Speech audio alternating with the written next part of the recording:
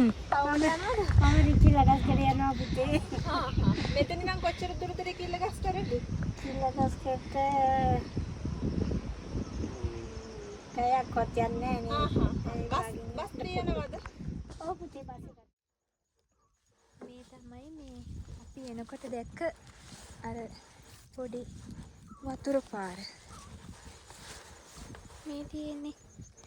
ඉතින් මේ මෙතනින් තමයි අපි මූලත පය සෝදගන්නේ කියලා. පල්ලෙහාට ආවේ හැබැයි නාන්න තරම් නම් මදි වෙයිද මන්ද. ඔයා නාන ළමයෙක් නෙමෙයි නේද? නාන්න වාසනය ගෙනල්ලා තියෙන්නේ මේකෙන් තමයි ඇදගෙන නාන්නේ.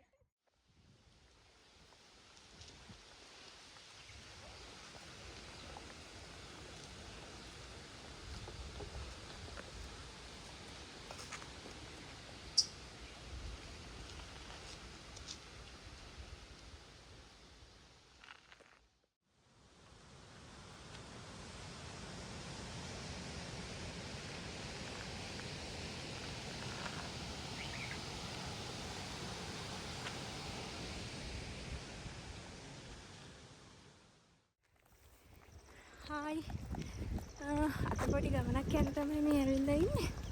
ලස්සන view point එකක් හොයාගෙන. මම අද ආවේ තනියම නම් නෙමෙයි. මාත් එක්ක ඉතින් යාළුවෙක් ඉන්න හැමෝම දන්න කොමුණ වෙන්නේ. කෙල්ල. මම නම් ඉතින් කෙල්ල කියන්නේ මං කියන සංජීවනි අක්කා කියලා. දෙන්න තමයි අද ඉතින් මේ ගමන යන්නේ. හරිම ලස්සන දැනකට තමයි ඉතින් යන්නේ.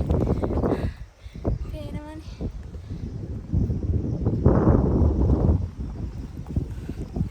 පොඩ්ඩක් විතර ඉතින් හතේ. පේනවනේ. හතෙනුත් බෑග් කෙල්ලගෙන. කරෙනුත් බෑග් කෙල්ලගෙන යනවා. සංජීනි අක්කා බර බඩු ඔක්කොම මට දීලා එයා නිදහසේ සැහැල්ලුවෙන් යනවා. මං ඔක්කොම බරේ වරන් යන්නේ. ඔයා කොහෙද යන්නේ? ටවුන් යනවද? මම රිකිලගස් කරේ යනවා පුතේ. මෙතන නම් කොච්චර දුරද රිකිලගස් කරේ? කිලගස් කරට kayak kotiannya nih. බස් තියනවද? ඔව් පුතේ බස් එකක් තියෙනවා දැන්. ඔය දෙන්න විතරක් තනියෙන්ද යන්නේ? ඔව් අපේ යාළුවෝ එනවා පස්සේ. එනවද? එනම් බුදු සරණයි පුතේ. හරියන ආන්ටි බා. අපිට දැන් ටිකකට කලින් ගමේ නැන්දා කෙනෙක් කතා කරා. අපි දෙන්න තනියෙන් යන්නේද? තනියෙන්ද යන්නේ කියලා ඇහුවා. මේ ඉස්සරම අපි ඕක කිව්වා. පස්සේ ආයෙ කිව්වා මේ නෑ අපේ යාළුවෝ පස්සේ එනවා කියලා. ඒගොල්ලෝ බයයි දැන් තනියෙන් යද්දි කොහොමත් බයයි. කෙල්ල දෙන්නෙක් ගියත් හරි බයයි අර කෙල්ලෝනේ කියලා එහෙම සීන් එකක් තියෙනවා. ගිහින් ඉතින් අපි එහෙමගේ හිත රිදෙන්නේ නැති විදියට චූටි බොරුවක් කියනවා ඉතින්. මං අද මේ ගමන ආවේ කොළඹ ඉඳන්. මං අද කොළඹින් නුවර බස් එකට නැගිට්ටි 5 මාට වගේ ඇති. මං නුවරින් බහිද්දි 9 මාට වගේ ඇති. අක්කලා ඊට කලින් ආව 7 මාට විතර. අක්කා ඉතින් පැය දෙකක් වගේ රැස්තිය දුන්නා මං එනකම්. ඉතින් ඊට පස්සේ අපි දෙන්න නුවර දෙල් තොට බස් එකේ නැගලා දෙල් තොට ටවුන් එකෙන් බැලලා හේවාහැට කියන බස් එකේ නැගලා හේවාහැට ටවුන් එකට කිලෝමීටරයක් වගේ තියලා අපි බස් එකෙන් දැස්සා. ඊට පස්සේ එතන ඉඳන් මේ ලස්සන view point එකට කිලෝමීටර් 4ක් වගේ යන්න තියෙනවා ඉතින් පයින්.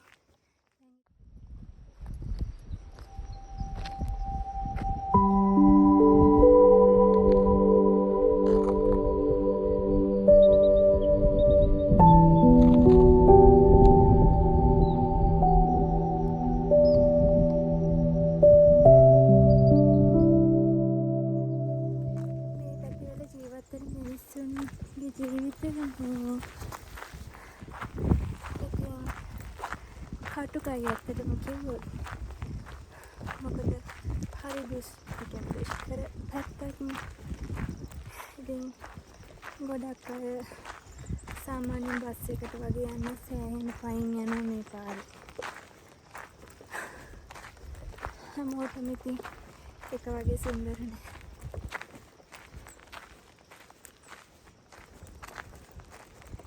කොළඹ ඉඳලා අපිට මේ වගේ තැන්වලට ආවම අර මේ සුන්දරත්වය දකිද්දි ඒක හිතට මාරම සැනසීමක් නේ. ඒක ඉතින් අර මේ වගේ සුන්දර පැතිවල ජීවත් වෙන මිනිස්සුන්ගේ ජීවිත කතා ගොඩක් අටුකයි. මම කොහේ ගියත් මට හම්බෙන අපූර්ව යාළුවෝ තමයි මේ. එනවද යන්න අපිත් එක්ක?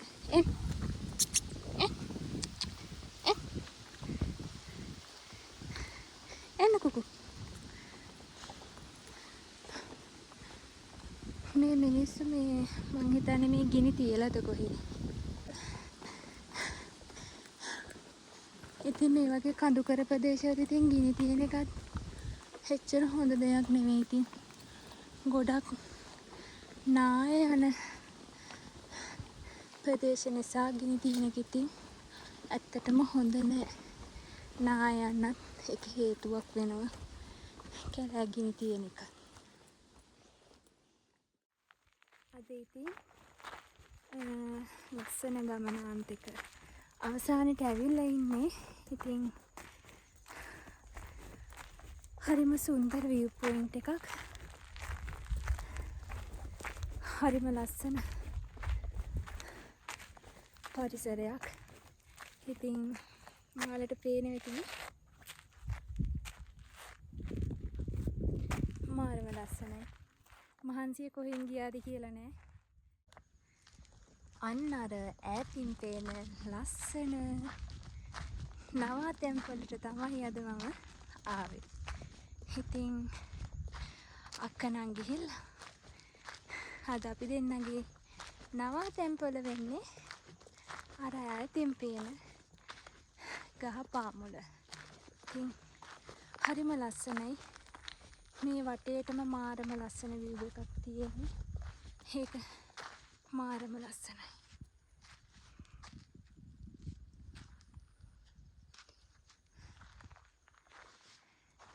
ඉතින් අද රැට අක්කයි මායි මේ කන්ද මුදුනේ හෙලි වෙනකම්ම ඉන්න හිතාගෙන තමයි ඉතින් ආවේ. හරිම ලස්සනයි. ඉතින් අද අපි දෙන්නගේ නවාතැන්පල තමයි මේ.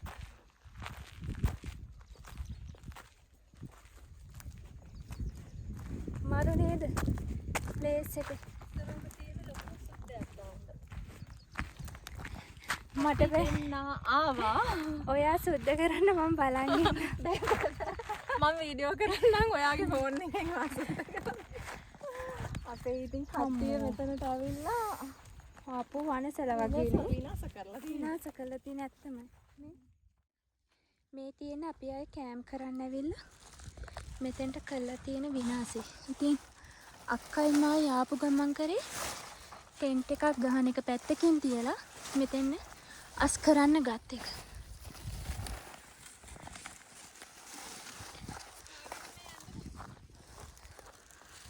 මගේ නන් නෙවෙයි.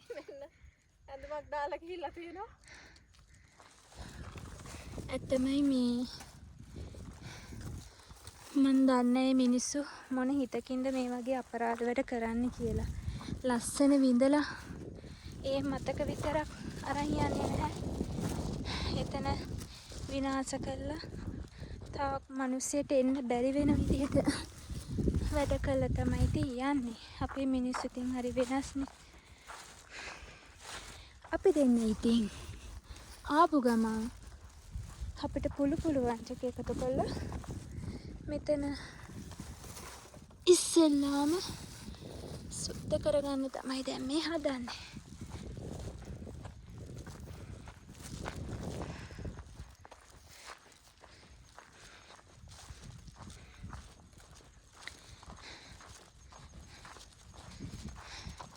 පේනවා නේද? තියෙන කුණු ටික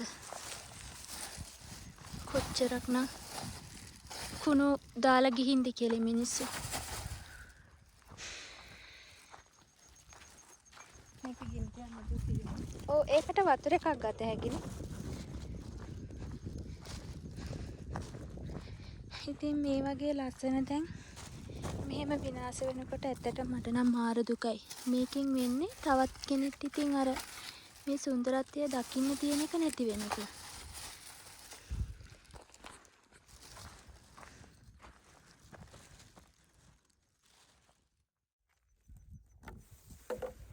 අපි දෙන්න දැන් මේ නාන්න යන්නේ කියලා හදන්නේ. ටෙන්ට් එක නම් ගැහුවා. මේ අපි එනකොට පල්ලෙහා පොඩි වතුර තියෙන තැනක් දැක්කා. ඉතින් එතෙන්ට මේ අපි දැන් යනවා නාගන්න පුළුවන්ද කියලා බලන්න. මේ ගොඩක් අපි ගෙනාපු බඩු ටිකක් අපි එහෙන් මෙහෙන් ගත්තා කෑම ජාතිය. මොකද මේ මෙතන එහා පැත්තේ පොඩි ගමක් තියෙනවා. ඉතින් මෙතනින් දැන් කීප දෙනෙක්ම එහාට මෙහාට ගියා. සමහර අය ගොඩක් වෙලා අපි දිහා නතර වෙලා බලාගෙනත් හිටියා. එයාලා ටිකක් අර මැජික් වගේ ඇද්දි ඉතින් කෙල්ලෝ දෙන්නේ. ඒ නිසා අපි ගෙනාපු කෑම බීම වලින් ටිකක් බෑග් වලට දාගෙන ආපහු අර පල්ලෙහා නාන තැනට අරන් යනවා. කියන්න බෑනේ ඉතින් මිනිස්සු විශ්වාස කරන්න අමාරුයි. නැත්තම් කෑමට කිස්සුවත් අදට අපි දෙන්නට බඩගිනින්න එනවා. මේ කලින් අය දාලා ගිය බෝතලයක් හම්බුණා. ඒකත් අරන් යනවා. ඒකට වතුර ටිකක් පොරවගෙන ඉන්න පුළුවන් නේ. ඒ නිසා හැබැයි වැහලා තියෙන නිසා අර පහුගිය දවස් ටිකේ වැහැපු නිසා වතුර තියෙනවා. නැත්තම් වතුර හොයන්න අමාරුයි. මේ තමයි මේ අපි එනකොට දැක්ක අර පොඩි වතුර පාර. මේ තියෙන්නේ.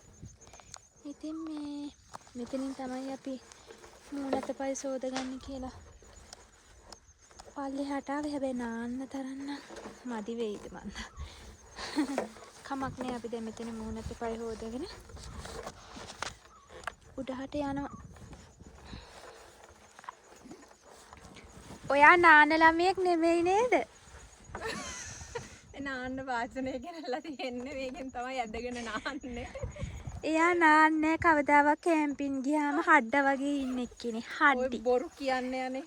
බොරු නෙමෙයි ඇත්ත. ඔයාලා මාව විශ්වාස කරන්න. එයා විශ්වාස කරන්න එපා. ඔය බොරු කියන්නේ මේ 7 අවුරුද්දකට සැරයක් කැම්පින් අපි දෙන්න පල්ලෙහෙන් දැන් නාගෙන ඇවිල්ලා දැන් කෑම හදන්න තමයි ලෑස්ති වෙන්නේ. ඉතින් අද රෑට අපි ගෙනාපු අපිට කන්න ගෙනාපු කෑම ටික තමයි මේ තියෙන්නේ.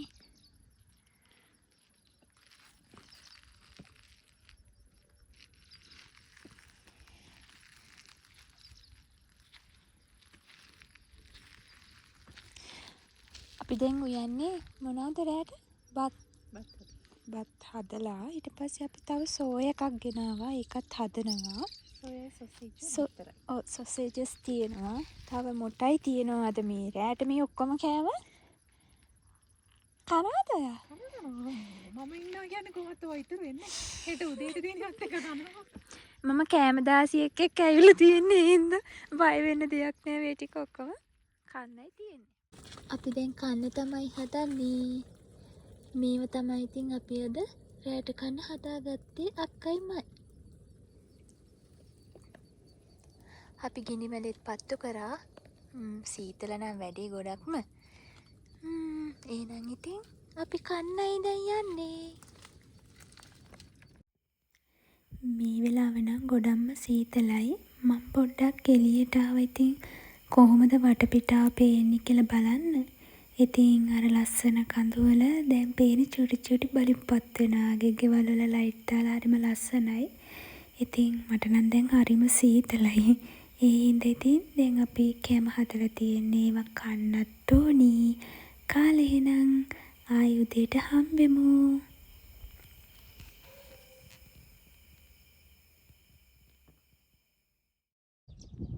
good morning. දැන් ඉතින් උදෙත් වෙලා අර පැත්තෙන් ඉර පායන්න තමයි හදන්නේ. බලන්නකො ලස්සන.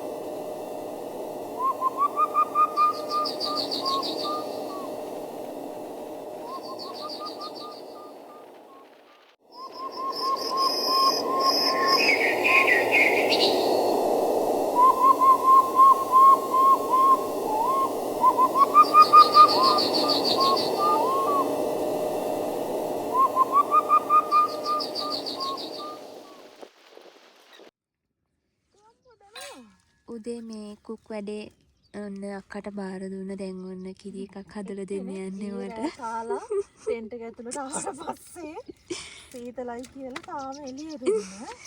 ඉතින් කරන්න දෙයක් නැහැ මට. වැඩ ටික බාර ගන්න සිද්ධ වෙනවා.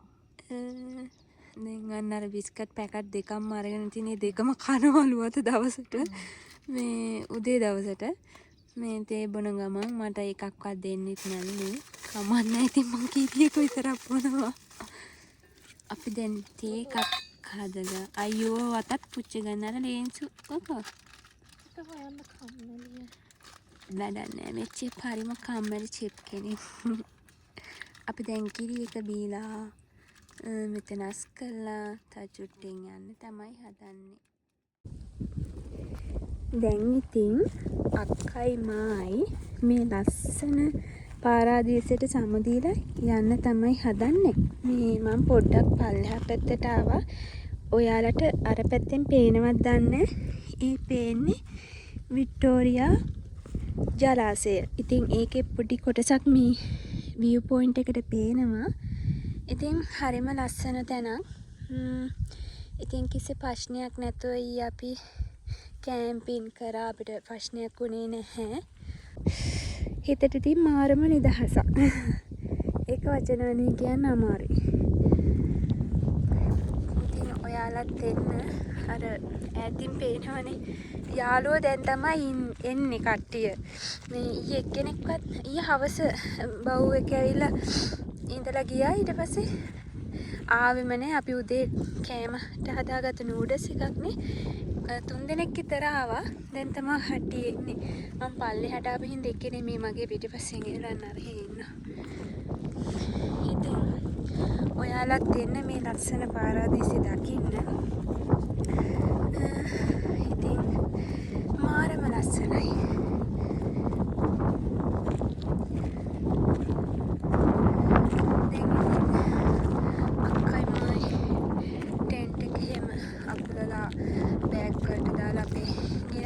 වස් කරා අපි ගෙන අපේ වගේ ඉතුරුණු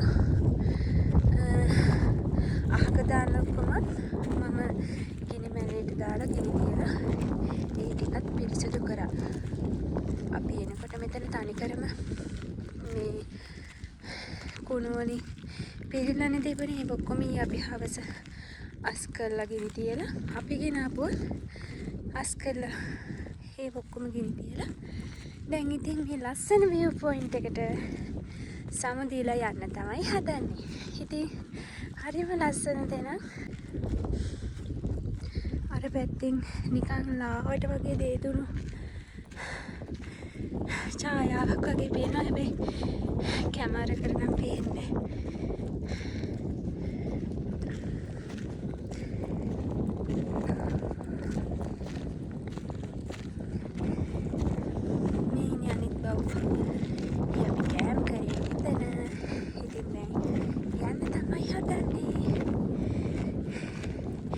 එහෙනම් අපි ආයි දවසක හමු වෙමු නේද?